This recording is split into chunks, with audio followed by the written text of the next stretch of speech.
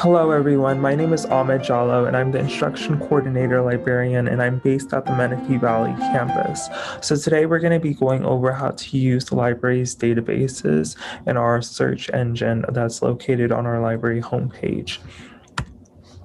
Our learning goals today is to learn how to access and navigate OneSearch. We're going to learn how to extract keywords from our search topic or our research question. We're going to learn how to use we're going to learn how to use the database platforms. We're going to learn the information cycle. And our primary goal is for you to learn how to use library resources as a tool to enhance your projects, essays, and assignments. Let's go straight into it.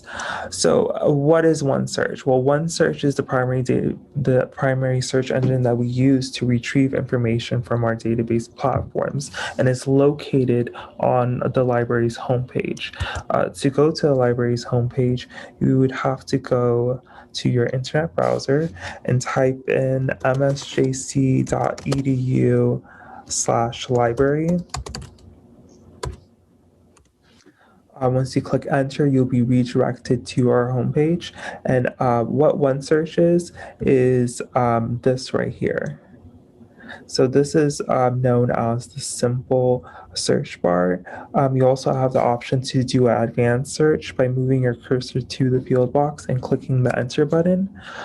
And right to the right of the search bar is the advanced search option. So once you click that, this is what the advanced search page looks like. And you have the option to add keywords into any of these field boxes. You also have the option to add more field boxes to add those keywords. So let's go ahead and do a search. So once we do a search, you can see that we have over 4 million results, and those results come in a wide variety of formats, including newspapers, books, videos, and we would use this left panel to filter our results to get more relevant results. One of the most notable ways to get more relevant results is to put your keyword in quotation marks. So if I do this, you can see we went from 4 million to about 900,000. And as we go through the filters, we could reduce it even more. So let's say that we're doing articles.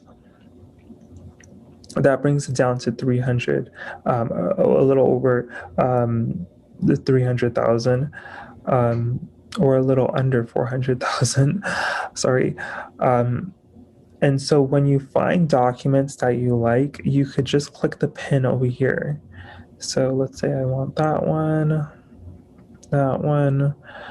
And we can also select all the documents on the page and pin it to our pin tab. And so to go to the pin tab, you would actually just go right over here. So this is the pin tab. Go ahead and click it. And these are all of the items that we selected from our page. And so you might have noticed that I'm not signed in. So to use the pin feature, you don't have to be signed in. You just have to be on the library's homepage, and it would save your documents as long as the browser is open. Once you close the browser, all of your pinned documents are going to be gone. So let me tell you what you could do about that. So let's say we want this article, we want it, we click the title and we're taken to the record page. This just has information about the actual article. And then so to go to the actual article, we have to click under full text availability. You can see that it's in 2 databases. So we could click this one or this one.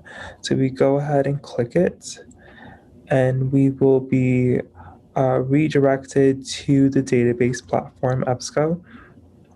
And basically this is the same thing, basically almost the same thing. It's a record page. It's just like this. So this is what the record page looks like on OneSearch. This is what it looks like on the database platform. So once we're here, to actually get the full text, we would just click this right over here, the PDF full text option. And then so this doesn't download it to the actual computer. It just opens it as in the PDF viewer. So to actually download it to your computer, you would hit this button right over here, as most of you probably already know, and to email it to yourself. So this is a really cool feature. You could actually email document to yourself by clicking this button right over here, and you enter your email over here, and it automatically will send you a citation. You just need to make sure that you're choosing the right one. So usually for most English classes that I worked with, you usually use MLA, but sometimes I guess you could also use APA. So just choose whatever one you want, send it to yourself, and you'll get the document as an attachment with the citation.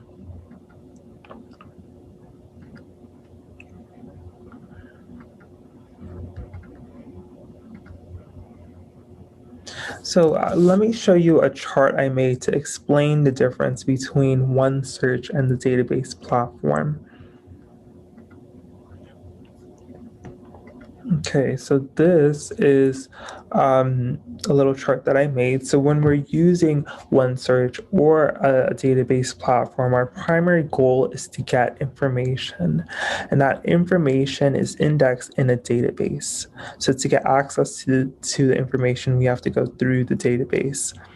And that those databases are usually on a database platform that owns the actual database, and then that database platform. So we have a wide variety of databases at MSJC. Currently, I believe we have over 90 databases, and each database is usually subject specific. And you don't want to have to search each database. Wouldn't it just be easier to just search one place that searches all of the databases?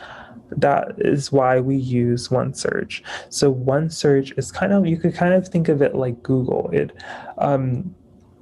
It's a search engine that we use for documents. Google is a search engine we use for finding websites. But just like Google, OneSearch, it only gets some records in the database. It gets a lot, it gets millions and millions, but it's not all of them. And just like Google, it does the same thing. Google only goes to the surface web, it doesn't go into the deep web. So to actually get all of the articles, we have to go to the database platform, and that's why we're going to learn how to use both. And let me give you an example of what that looks like. So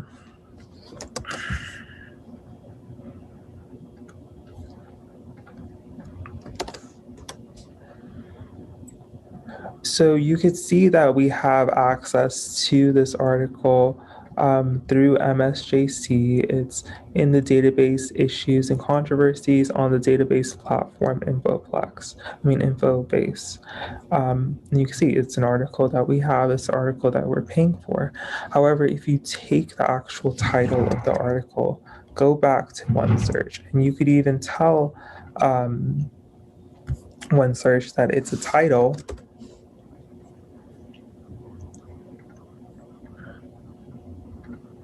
So we're saying that it's a title, and you can see there's no records found. But you could see on the database platform that we have access to this article. So that's why we have to learn how to use both. Now let's talk about the information cycle.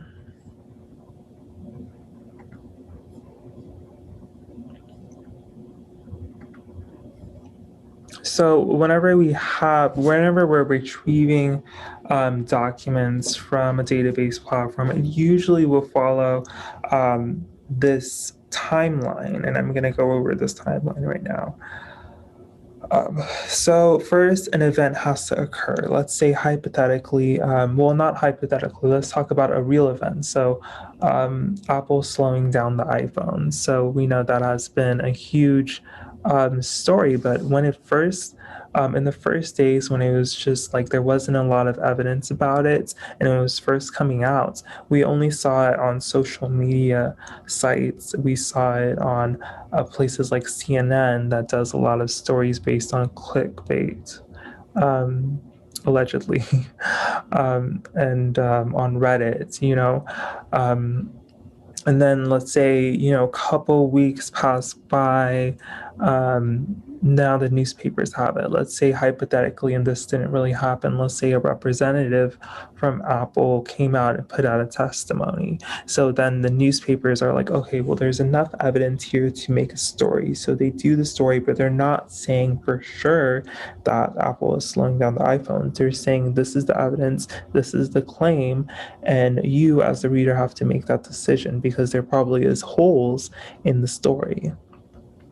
Okay, so then a week after, a popular magazine will go over it. So in this case, I think I remember it was Wired that put out a story.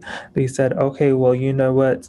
There is more evidence that shows that Apple is slowing down the iPhone. So now we're going to post a story in our monthly magazine.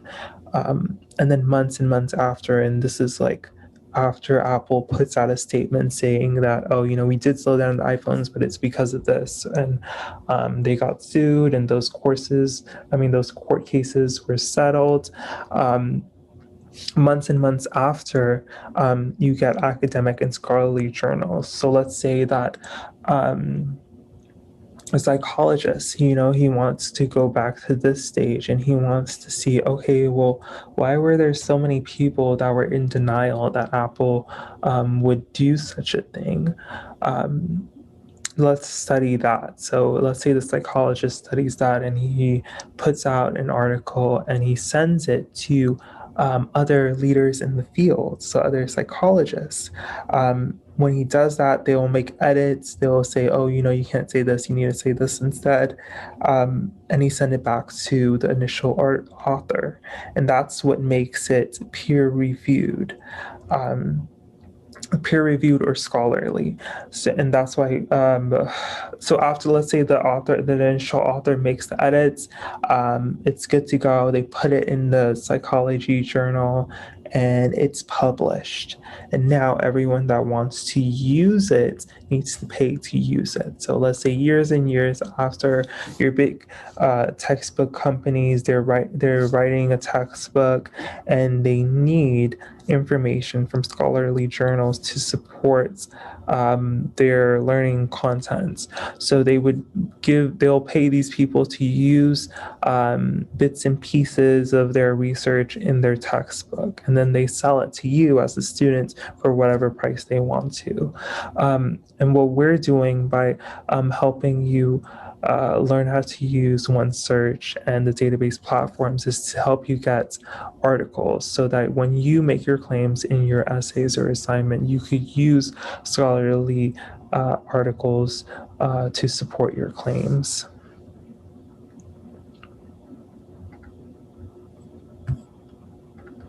So let's go into keywords. Keyword searching. So what is keyword searching? That's any words you can best think of that describe your research topic or your research question. We use it to either increase or decrease our search results, and the primary goal is to identify the main concepts of our topic. So once you have those keywords, where do you input it?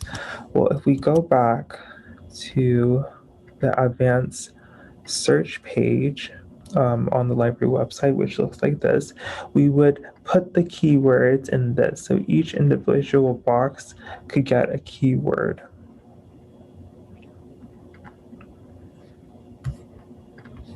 So in this example, we're searching for the HIPAA, the Health Insurance Portability and Accountability Act.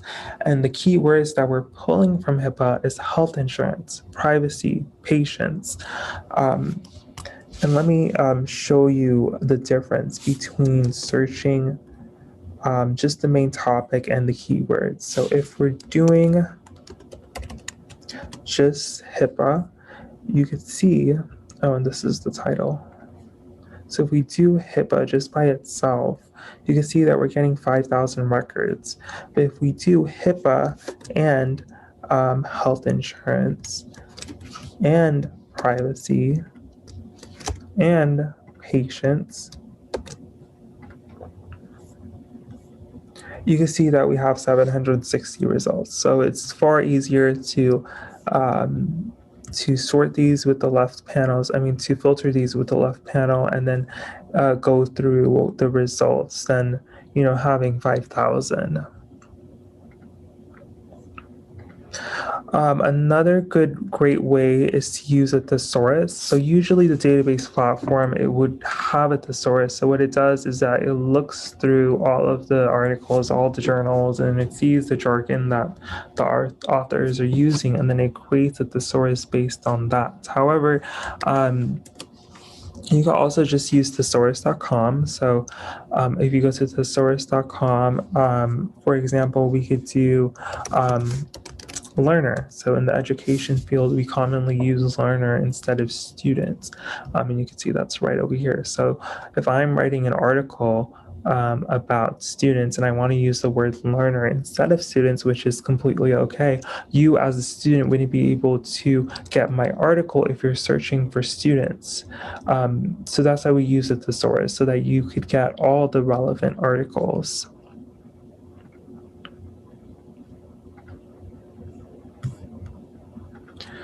So let's do a little activity.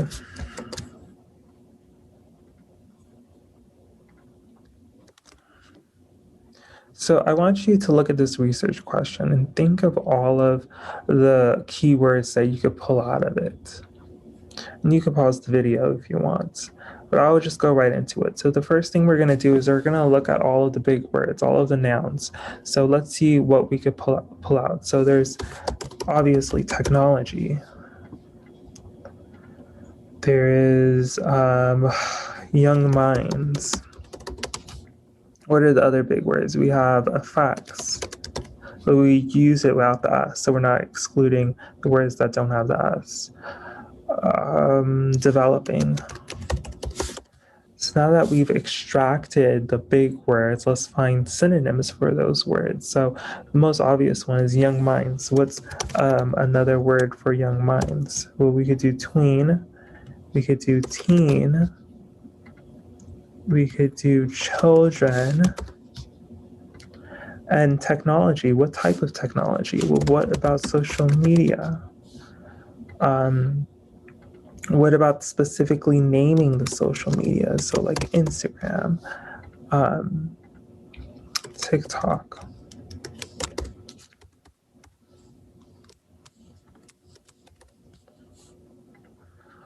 So we could use these keywords on the advanced search page to get the most relevant results. So now let's go into Boolean operators. What are Boolean operators? Well, Boolean operators are, so if you look to the far left of the keyword field, the Boolean operators, also known as term connectors, are located right over here. The three of term connectors are and, or, and not. We use and to either increase or decrease our research results, and it's also the default. So whenever you make a new field, the default is always going to be and. We have the term connector or, which is used to increase our search results, and we have the term connector not, which is used to decrease our search results. So in this example, you could see, if we go back to our example with HIPAA, you can see, so we have the acronym, and then we use the Boolean operator or to also include the actual act. So it's the Health Insurance Portability and Accountability Act. We would put that in the second field. We use the Boolean operator and to include information on electronic health records, because that's the topic that's, that's the keyword that's accommodating our initial topic of HIPAA. We use the Boolean operator not to exclude Title V, because we know that Title V doesn't include information on our search topic. So in summary, we would use and to retrieve results that contain both words or phrases, or to retrieve results that contain either or both words or phrases, and the term connector not to retrieve results that do not contain certain words or phrases in our research query. So in this example, our primary topic is Native Americans, but we know that Native Americans are also known as American Indians. So we would use the Boolean operator or to include this field or this field. We also have the topic, the keyword of nature spirits, because that's our topic accommodating our main topic. So we would use the Boolean operator and to include nature spirits. We use the Boolean operator operator not to exclude South Asian Indian, because we know that South Asian Indians are often confused, just the names are confused with American Indian. So we want to use the Boolean operator not to exclude this keyword from our search results page. So if you do need any additional help, we have a wide variety of different services that you could use. So if you go back to the library homepage,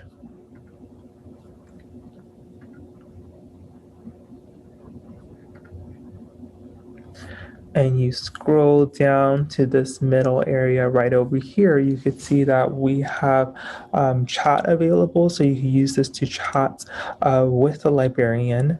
And if you don't want to use chat because you don't have time, you can also email the librarian your question and they'll get back to you. You can also make an appointment with our peer research assistants. Our peer research assistants are basically their student assistants that we've trained in finding research. And you could see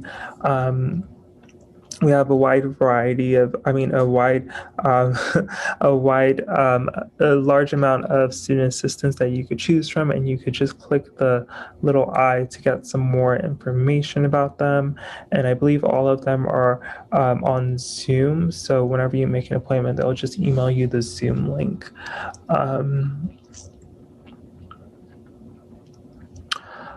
You could also email me at my email right over here. And you could also, of course, always talk to your reference librarian. Go to one of your libraries and just go to the reference desk. And I'm sure the librarian will be there to help you with all of your research queries. Thank you so much for listening. I really appreciate your time.